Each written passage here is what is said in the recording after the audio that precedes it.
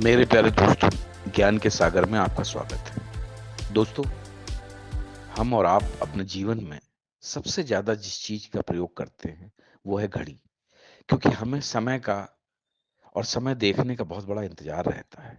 समय के अनुसार ही हम चलने की कोशिश करते हैं, क्योंकि समय हर क्षण हर पल परिवर्तित होता रहता है।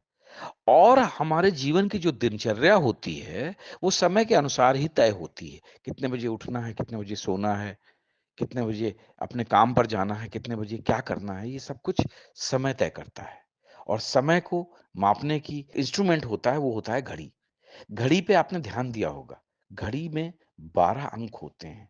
यानी कि 12 बजे से सुइयाँ जो चलती हैं, वो वापस 12 बजे तक आती हैं और इसी हिसाब से 12 घंटे और 24 घंटे के अनुसार ही हम जो है अपने समय को मापते हैं। 1 से लेकर 12 तक की जो गिनती होती है, उसी हिसाब से हम अपने समय को मापते हैं। लेकिन क्या आप जानते हैं कि इस हमारे हिंदू धर्म में इन अंकों का भी बहुत बड़ा महत्व है और इन अंकों के आधार पर आप हिंदू धर्म की जो विराटता है या जो विशालता है उसको आप समझ सकते हैं। हिंदू धर्म में इन अंकों के अनुसार बहुत सारी चीजों की और कौन लोग हैं, कौन से हमारे जीवन को परिवर्तित करने वाली चीजें हैं, उनके बारे में विस्तार से लिखा गया है। जैसे मैं आपको बताना चाहूंगा, एक जब एक लिखा होता है, जो एक बजने के स्थान पर जो एक लिखा होता है, वहां पर ब्रह्म है। यानी कि ब्रह्म एक ही प्रकार का होता है। एको ब्रह्म द्वितीयो नास्ति। एक यानी कि ब्रह्म एक है। आप इस चीज को समझिए, ईश्वर एक है। ये चीज एक अंक आपको बताता है। 2 बजने के स्थान पर जब जो 2 बजता है, तो उसका मतलब क्या होता है?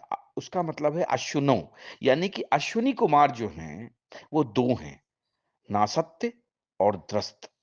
ये 2 अश्विनी कुमार हैं, जो हमारे हिंदू धर्म में बहुत ही ज्यादा लोकप्रिय माने जाते हैं। 3 का मतलब क्या है? त्रिगुण। यानी कि गुण 3 प्रकार के होते हैं, सतोगुण, रजोगुण और तमोगुण। आपने पढ़ा होगा कि गुणों का हमारे जीवन में बहुत बड़ा महत्व होता है। तो 3 यानी कि जीवन में 3 प्रकार के गुण पाए जाते हैं।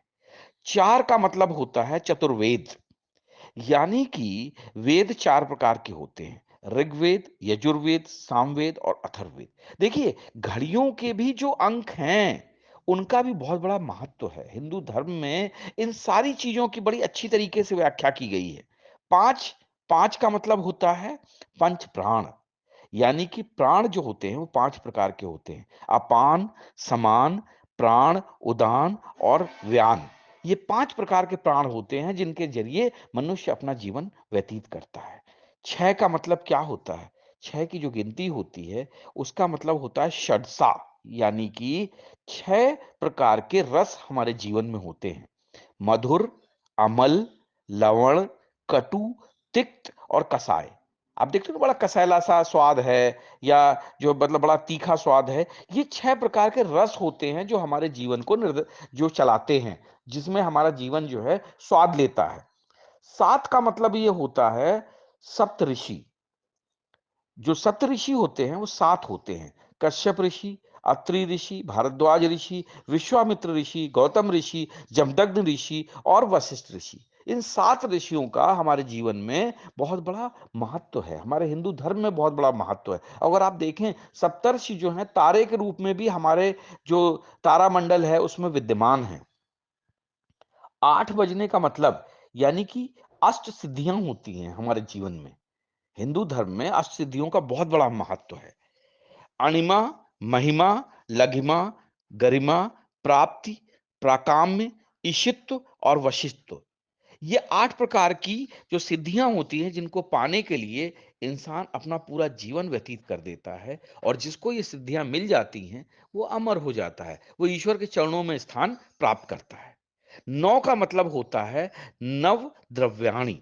यानी कि 9 प्रकार की निधियां होती हैं, पद्म, महापद्म, नील, शंख, मुकुंद, नंद, मकर, कच्छप, खर्व। ये 9 प्रकार की निधियां होती हैं। यानी कि 9 प्रकार का जो धन होता है वो इस प्रकार का होता है। 10 का मतलब होता है 10 दिशाएं। दिशाएं 10 प्रकार की होती हैं। हम जो आम तौर पर 4 प्रकार की दिशाएँ जो समझते हैं, लेकिन हकीकत में हिंदू धर्म जो है 10 प्रकार की दिशाओं की व्याख्या करता है। पूर्व, पश्चिम, उत्तर, दक्षिण ये 4 तो हम जानते ही हैं। अब इसके अलावा क्या है? ईशान है, नैऋत्य है, वायव्य है, आग्नेय है, आकाश है, पाताल है। ये 10 प्रकार की अगर हम सारे जो कहते हैं ना कि अभी तक हम सिर्फ 2 डायमेंशनल में चलते हैं। अगर हम पूरे के पूरे 3 डायमेंशनल या 4 डायमेंशनल थ्योरी पे जाते हैं, तो दिशाएँ 10 तरीके की होती हैं। 11 बजने का मतलब ये होता है रुद्र। रुद्र 11 प्रकार के होते हैं। कपाली, पिंगल, भीम, विरूपाक्ष, विलोहित, शास्ता, अजपाद, अहिबुर्धन्य, शंभु, चंड और भव। ये 11 प्रकार के रुद्र होते हैं जो हमारे जीवन में बहुत बड़ा स्थान रखते हैं। रुद्र का काम होता है आपको सही राह दिखाना, आपके साथ न्याय करना। तो ये रुद्रों का जो है 11 प्रकार के रुद्र जो है हमारे जीवन में पाए जाते हैं। और 12 12 यानी आदित्य, सूर्य का स्थान है। सूर्य 12 प्रकार के होते हैं। जी हाँ, अगर आपको ऐसा लगता है कि ये आश्चर्यजनक बात है, तो आप गूगल करिए, आपको पता चलेगा कि हिंदू धर्म में 12 प्रकार के सूर्यों की व्याख्या की गई है। जी हाँ, 12 प्रकार के सूर्य क्या होते हैं? अंशुमान, अर्यमन, इंद्र, त्वष्टा, धातु, पर्जन्य, पूषा, भग, मित्र, वरुण, विवस्वान और विष्णु। और सूर्य के ये 12 नाम भी कहे जाते हैं।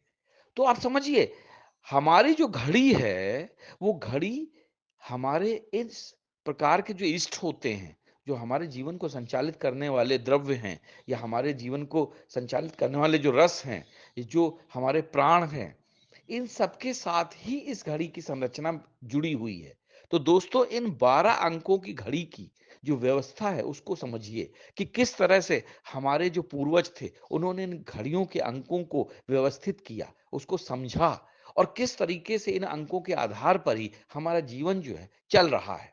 दोस्तों, हिंदू धर्म एक बहुत ही विशाल धर्म है।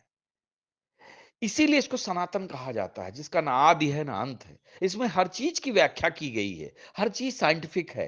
अगर कोई आपसे कहता है ना कि हिंदू धर्म जो है ये बड़ा मतलब जो है ऐसे ही है, आप लोग ये कैसे मतलब जो है हर चीज को हर दिन आप त्योहार मनाते हो, हर चीज में मतलब जो है हर त्योहार हमारा खुशियों से भरा हुआ होता है, तो उसके पीछे सारे साइंटिफिक कारण हैं। घड़ी में भी साइंटिफिक कारण है। घड़ियों के जो 12 अंक होते हैं, उनमें भी हमारे हर जो कहते नहीं कि हमारे हर सूत्रों का जो है भाव छुपा हुआ है।